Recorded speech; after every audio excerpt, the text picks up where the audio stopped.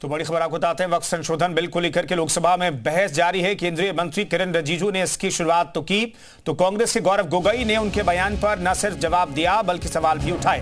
संसद में एनडीए और विपक्ष स्पष्ट रूप से एक दूसरे के खिलाफ बोलते दिखाई दे रहे हैं वक्फ संशोधन बिल पर।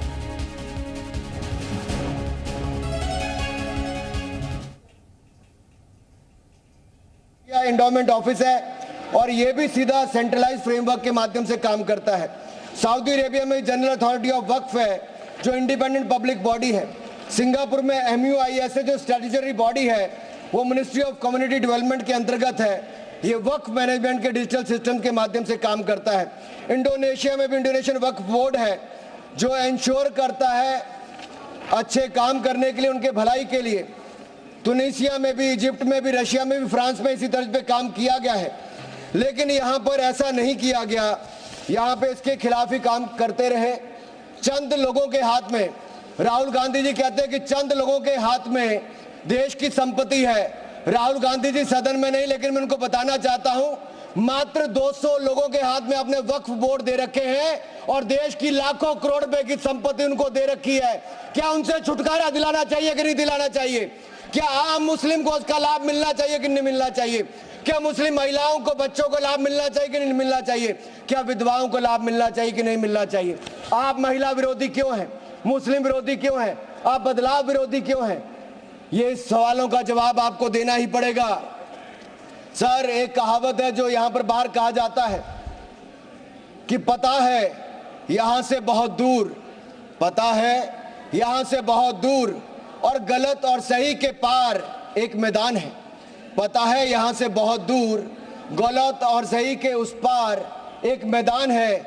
मैं वहां मिलूंगा तुझे और अगर वक्फ का बस चला तो वक्फ की संपत्ति बन जाएगा।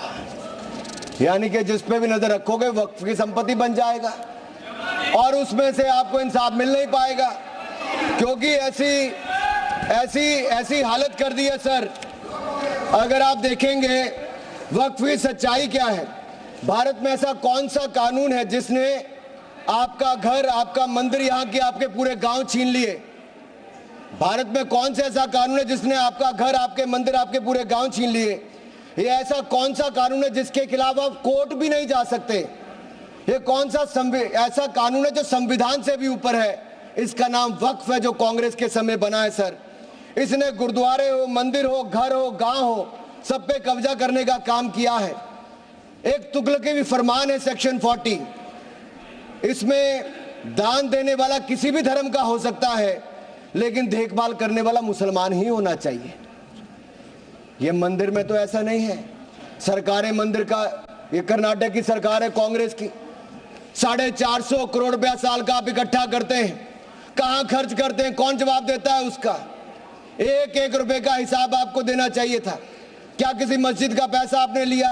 क्या किसी वक्फ बोर्ड का पैसा आपने लिया? लेकिन कर्नाटक में जो घोटाले हुए सर, उसमें इनके राष्ट्रीय अध्यक्ष मल्लिकार्जुन खड़गे जी का नाम भी आता है। जहां पर क्या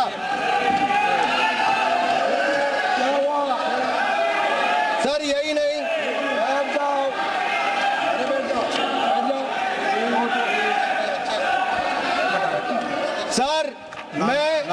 सर मैं इसको माननीय नहीं सर, मैं सबूत के रूप में सर मैं लाया हूं सब कुछ। मैं बोल दिया सर, ऐसा गिवन द डिसीजन निर्णय दे दिया बस। प्लीज सर, नाम नहीं लेता सर, मैं नाम वापस ले लेता हूं सर। बड़ी मुश्किल से परिवार के बाहर सर, इसमें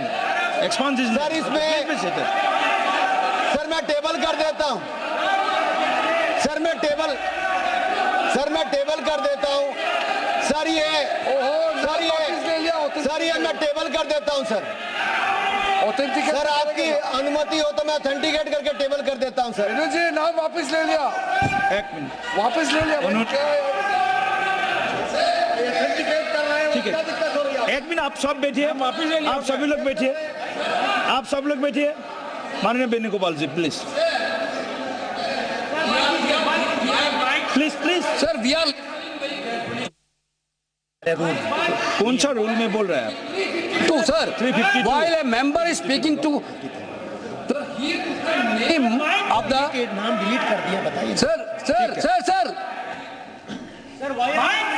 हमने कैसे नो एक मिनट आप लोग मत बोलिए माननीय वेणुगोपाल जी, हमने नाम एक्सपांस भी डिलीट भी कर दिया और उन्होंने भी वापस ले लिया। उसके बाद और क्या है?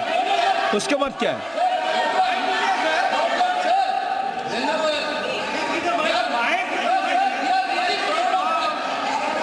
माइक दीजिए, mic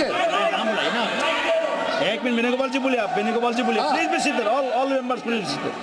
Sir, while he's speaking, he's totally misled the House. Not only misleading the House, he took the name of Honorable Leader of Opposition of Rajya Sabha here in a very bad way. We are really proud, sir, we are really proud of that. We are having a Congress president who came from the grassroots level of this country. Okay. With software people. He didn't like Mallikarjuna Kharge ji because he is leading by his casteism.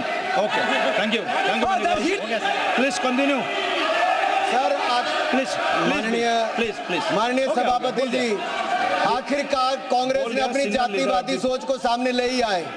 ये कभी जाति के नाम पे, कभी क्षेत्र के नाम पे, कभी धर्म के नाम पर बांटने का काम करते हैं। मैंने किसी जात का नाम नहीं लिया था, लेकिन आप जाति को लेकर आए हो। और यही नहीं सर, ये रिपोर्ट देखिए, ये विधानसभा, कर्नाटक की विधानसभा में कांग्रेस के एक नहीं अनेक नेताओं के नाम आए जिन्होंने वक्फ की प्रॉपर्टी को खाने का काम किया है, हजारों करोड़ के घोटाले करने का काम किया है। इसीलिए आप लोग पारदर्शिता नहीं चाहते, इसीलिए आप लोग ट्रांसपेरेंसी नहीं चाहते, इसीलिए आप लोग जवाब नहीं चाहते। सर मैं इसको ऑथेंटिकेट करके रिपोर्ट को रखना चाहता हूं।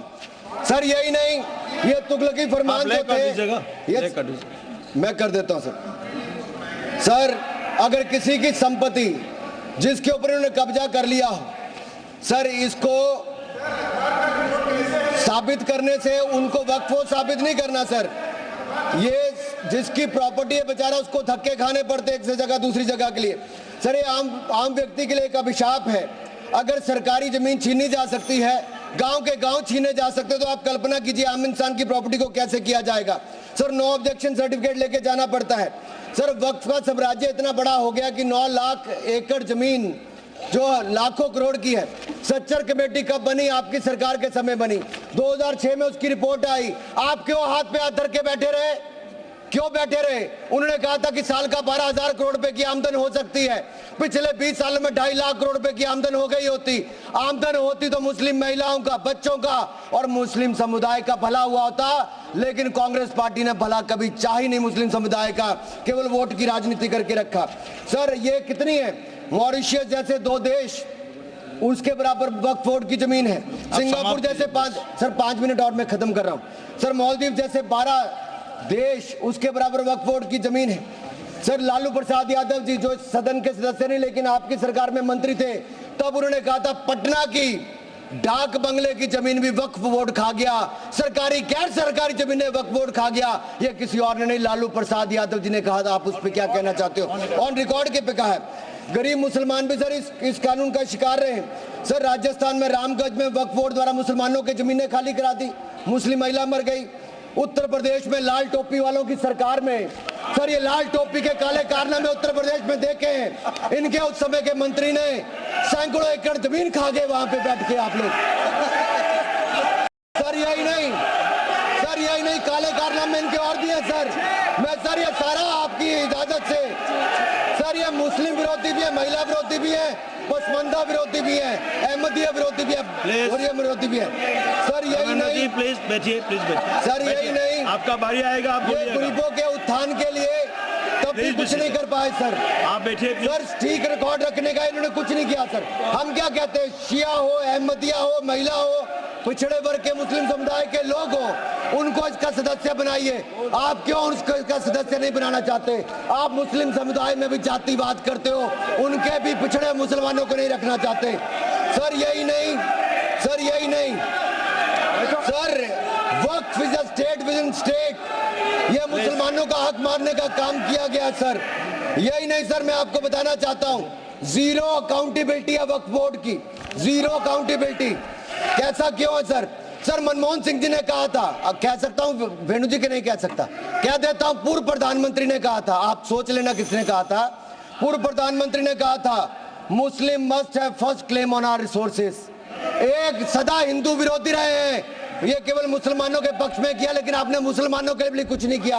अगर मुसलमानों को पक्के मकान, पीने का पानी, अच्छी शिक्षा, भोजन, ये सब किसी ने दिया है तो नरेंद्र मोदी जी की सरकार ने दिया है। धन्यवाद। यही नहीं सर, सर 3 मिनट में और सर खत्म कर रहा हूँ। 1 मिनट में खत्म कीजिए। सर 1 मिनट में हो नहीं पाएगा सर